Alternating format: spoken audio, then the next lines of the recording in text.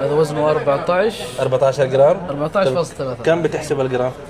يعني افترضنا هذا 430 و25 ريال مصنعية. तो यहाँ पर जो है भाई बता रहे हैं 430 रियाल ग्राम, लेकिन 25 रियाल फैक्ट्री कॉस्ट. واي 25 ريال فاكتوري كوست؟ ليش 25 ريال مصنعيه؟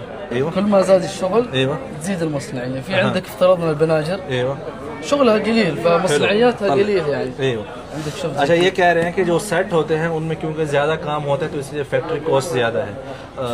चूड़ियाँ जो हैं, वाह क्या बात है, चूड़ियाँ जो हैं इनमें क्योंकि फैक्ट्री कॉस्ट ज़्यादा नहीं है. وهذا كم مصنعية هنا؟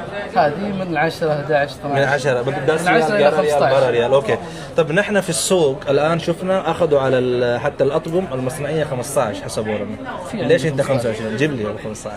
अब ये कह रहे हैं मेरे पास भी 15 वाला है, देखते हैं. फैन है हमारे. Thank you so much sir. شوف الشكل. ايوه انت ايش اللي عجبك من الفنان هذه؟ هذا طبعا ما هذا الذوق يا اخي. هو الذوق بنسبة 70% يعني هو कह रहे हैं कि لو تخير بين هذا نسألهم نسأل المتابعين. أكيد. आप लोग बताएं इन दो में से कौन सा सेट ज़्यादा खूबसूरत है. मैं उसको ये कह रहा हूँ कि हर किसी की अपनी पसंद होता है, लाजिम नहीं है कि हर किसी को ये वाला पसंद आए, लेकिन ये वाला भी अच्छा हो सकता है. ايش الفرق بينهم بالله 15 و 25؟ فرق التفاصيل بس، وشركة عن شركة تختلف. عندك أوكي. هذا بما انه شغله كثير مصنعيته اكثر. في عندك مصنعيات لازوردي 35. وهذا الحين كم المصنعية؟ 10 15 10 زي كذا. هذا 10 لأنه هذا قطعة مركبة شوف بس.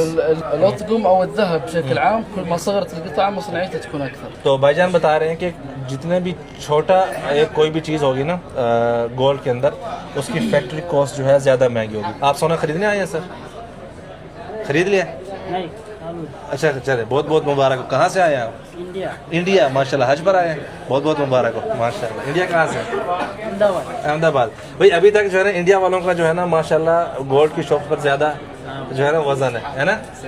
माशाल्लाह. العيار 24 كم سعره اليوم؟ 24 كارت. 24 بالنسبة للشاشة 493. 493. أي نعم. यार उससे कितने बोले थे पीछे? 470 नहीं बोले थे تقريبا. طب ليش في السوق 470؟ 470. ايوه 470 هذا 22. 22. ओके भाईजान, हमने पीछे जो पूछा था मार्केट में उन्होंने शायद 470 बोला था, लेकिन भाई कह रहे हैं कि वो जो है 22 कैरेट है. 24 कैरेट जो है ये जो मेरे हाथ में आप देख रहे हैं इस वक्त, ये है 494 ريال. كم وصل على حد في الأيام الماضية؟ ال 24 تعدى 600. تعدى 600. سجل. بالنسبة يقولها مرة ثانية. كم وصل؟ ل 24 تعدى 600. عمر भाई का टाइम आ गया. في ناس اشترت الجرام اول ما ارتفع الذهب ايوه عبالهم منه بيطير يعني اشتروا فوق ال 700. कह रहे पिछले दिनों में 24 कैरेट जो है 600 रियाल से ऊपर गया था, जैसे उमर भाई कह रहे थे, लेकिन इस वक्त जो है 494 रियाल का आपको मिल रहा है. इतना ज़्यादा यार प्राइस गिरे. बहुत लोग पागल हो गए थे, खरीद रहे थे.